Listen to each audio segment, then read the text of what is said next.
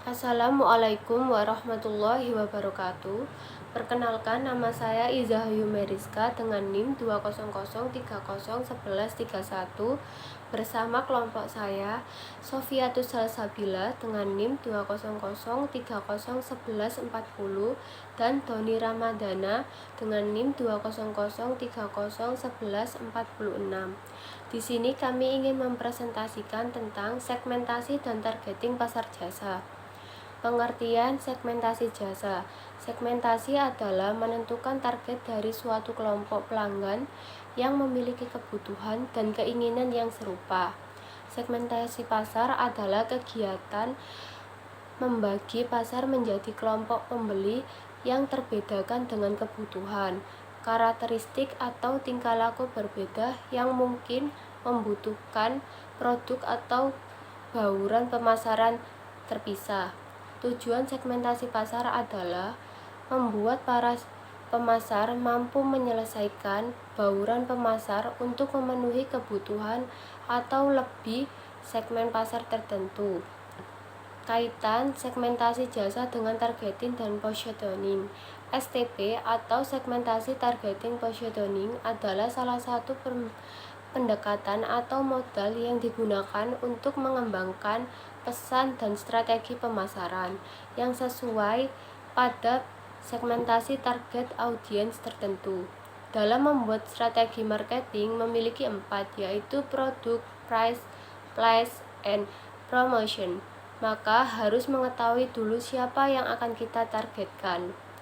Artinya, sebelum memutuskan, kita harus menganalisis segmentasi targeting positioning terlebih dahulu.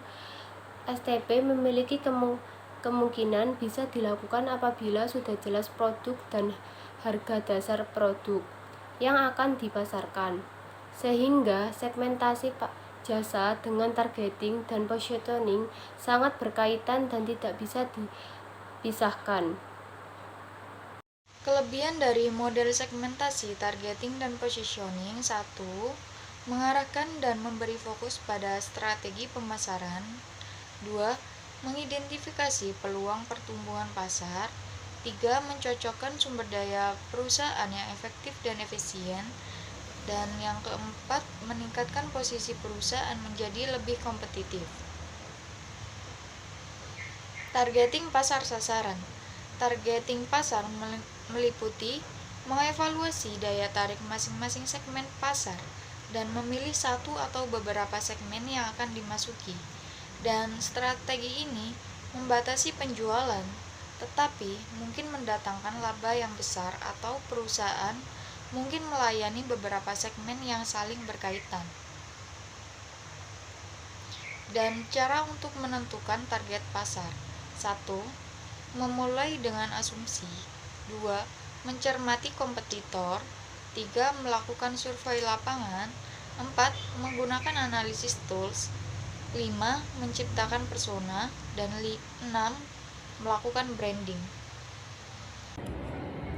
Oke, nama saya Doni Ramadana. Saya akan ngelanjutin yang sudah dijelasin sama teman-teman saya. Jadi saya bakal bahas di langkah-langkah positioning. Jadi di langkah-langkah positioning, dalam memposisikan produk, perusahaan perlu mengidentifikasi keunggulan bersaing yang dapat digunakan untuk membangun posisi. Untuk meraih keunggulan bersaing perusahaan, perusahaan ini harus menawarkan nilai yang lebih besar kepada segmen sasaran yang dipilihnya, dengan menetapkan harga yang lebih rendah dibandingkan pesaing atau menawarkan manfaat lebih banyak agar dapat dijadikan alasan bagi harga yang lebih tinggi. Apabila perusahaan memposisikan produk sebagai yang menawarkan lebih tinggi, maka perusahaan juga harus memberikan nilai yang lebih tinggi. Ada strategi positioning yang dilakukan oleh pelaku bisnis. Jadi untuk yang pertama, kalian harus membuat manfaat produk yang lebih jelas. Jadi kalian bukan hanya sekedar membuat produk, tapi pasti ada manfaatnya. Itu yang harus di-up. Untuk yang kedua, mengupdate atribut produk. Mengupdate atribut produk mungkin bisa di packaging. Jadi packagingnya lebih estetik mungkin, atau lebih gampang dibawa kemana-mana. gitu. Setelah itu meningkatkan citra produk. Terus untuk yang keempat, menentukan harga yang berkesinambungan. Jadi kita bisa memberikan apa, ada manfaat apa yang beda dengan yang lain. Nah, itu yang menjadi tolak ukur menentukan harga yang berkesinambungan. Untuk yang kelima, memperhatikan pesaing. Jadi kita harus memperhatikan pesaing, dari mana dia, produk apa yang dia buat, manfaat apa yang dia buat, lalu kita mengembangkannya, lalu kita menawarkan yang lebih tinggi, menawarkan yang lebih baik dari yang dia produksi. Nah, kesimpulannya, perubahan yang terjadi dalam dunia pemasaran mengharuskan perusahaan-perusahaan lebih keras menciptakan strategi pemasaran yang unggul, dalam mulai dari memperkenalkan keberadaan perusahaan, metode dan profil perusahaan, tingkat pelayanan pada masyarakat. Nah, ini bisa kita simpulin bahwa strategi pemasaran merupakan suatu strategi untuk mempromosikan barang atau jasa dari perusahaan yang kita kelola dengan memakai berbagai alat promosi maupun media lainnya, Instagram, Facebook, dan lain-lain. Oke, terima kasih. Itu saja yang bisa saya sampaikan. Saya Doni Ramadana, dan kelompok saya Rizka. Setelah itu ada Via.